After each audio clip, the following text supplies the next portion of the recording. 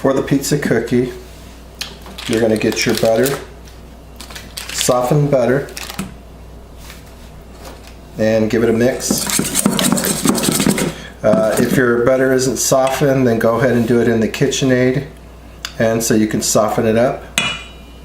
Then you're going to add your sugars, your white, and your brown sugar. Brown sugar should be packed. And mix it up thoroughly. Make sure it all incorporates. Add your egg, mix it in.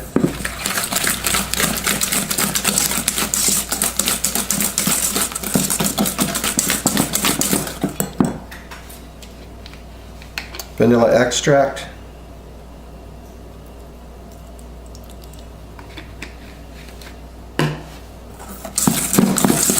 Make sure it's nice and smooth. And then you're going to get your flour, your baking powder, and your salt, and mix it up. And you can do this in a bowl, in a separate bowl. If you're going to do this in the KitchenAid or the stand-up mixer, use the mixer bowl that you're going to mix it on, and to do your wet ingredients. And mix this up thoroughly. Make sure you get all that baking powder and salt mixed in. Mix up your flour so that all the lumps are gone for the most part, or you may sift it. And then go ahead and add your dry ingredients in. And use a fork to incorporate it. It's going to be a little bit soft. You might have to work a little more flour into it. Just mix it up thoroughly. And basically this is a large sugar cookie.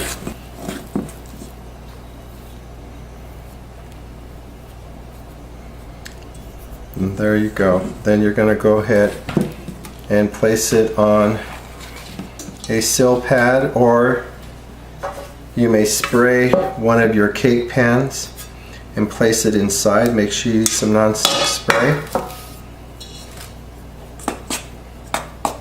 Just place it right on.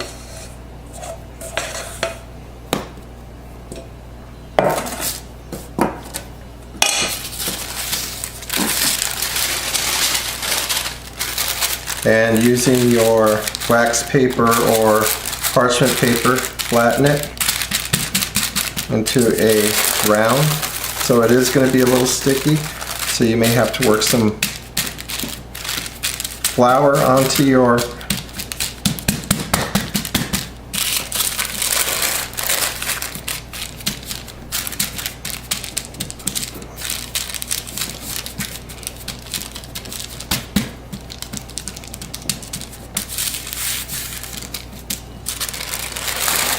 and there you go. And then you're going to put it right into the oven and bake it anywhere from 10 to 14 minutes. And we're going to place this on a half sheet pan and place it in the oven. So I just placed it right onto your half sheet pan, and then we'll go right into the oven. While your cookie is baking, go ahead and make your cream cheese filling or your cream cheese topping. Add your softened cream cheese, your confectioner's sugar, and your vanilla. Again, if your cream cheese is cold, go ahead and do that in the KitchenAid. Otherwise, if it's soft, you can use a fork and just kind of mash it down. And eventually it'll come together. Just kind of incorporate that. And if you want to add a little salt, again, I like to add a little salt when I'm doing any kind of buttercream or cream cheese frosting. It kind of brightens it up a little. So I'm going to add a a pinch of salt. Add the salt. And then keep this at room temperature. Remove from oven and let cool for at least 20 minutes, or put it into the reach-in for at least 10 minutes. Once your cookie cools, you're going to go ahead and get the sill pad. Remove it from the sill pad, place it onto a cutting board, and then you're going to begin cutting your fruit.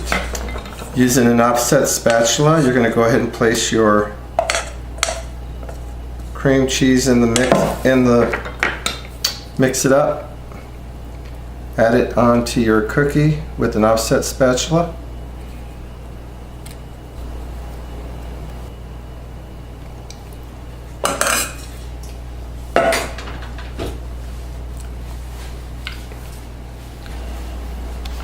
You are now ready to prep your fruit.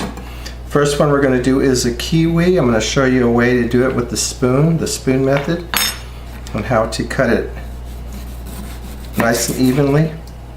So you're going to cut off the ends. Now, depending on the size of your kiwi, you'll use either a teaspoon or a tablespoon. So if it's a larger one, then you're going to use a tablespoon.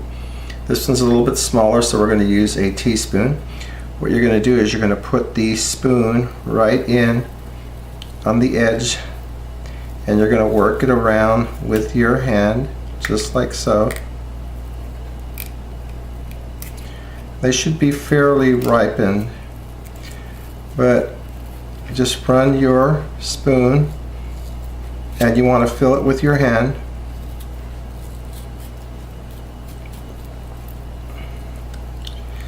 And once you are done, you have a perfect cut fruit. And then you're going to be able to cut this any way you want, slice it. So I'm going to go ahead and slice it this way. And however you want to do it, thin or thick. I'm going to go a little bit on the thin side.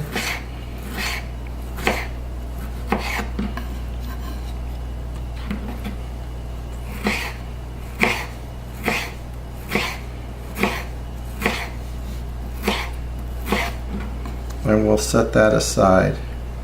Okay, your strawberries, again, take off the stems, run your knife along, and just remove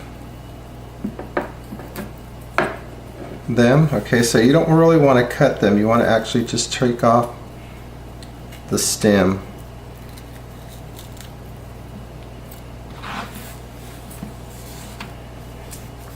And I'm going to go ahead and slice. I want to try to get mine about the same size. We'll set that aside. I'm also going to use bananas here. You can bring your own bananas if you like to add bananas to yours. Slice them. I like to slice mine on a bias, so I'll go like this. And we'll be using some blackberries that we've already washed, and some mandarin oranges that we're going to add as another fruit, and then we'll begin to assemble. Okay, so we're going to go ahead and start with the kiwi, and how you do this is up to you. Make it look nice. I'm just going to add this all around the ends, shingle it. So lift up the previous one here, place this on top. Then we'll go with some strawberry.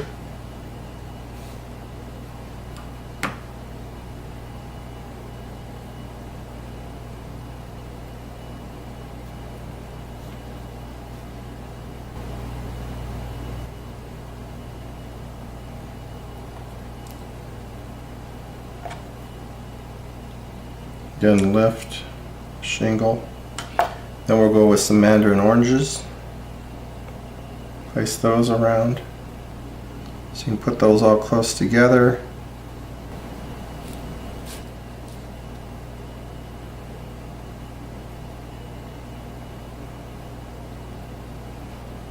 And then we'll add the bananas right in the center. And then we'll just throw some strawberries at the end to just kind of give it one last look here, and then you can just turn it. And then let's go ahead and cut it. So this is the fun part. Cut right down the middle. It should be fairly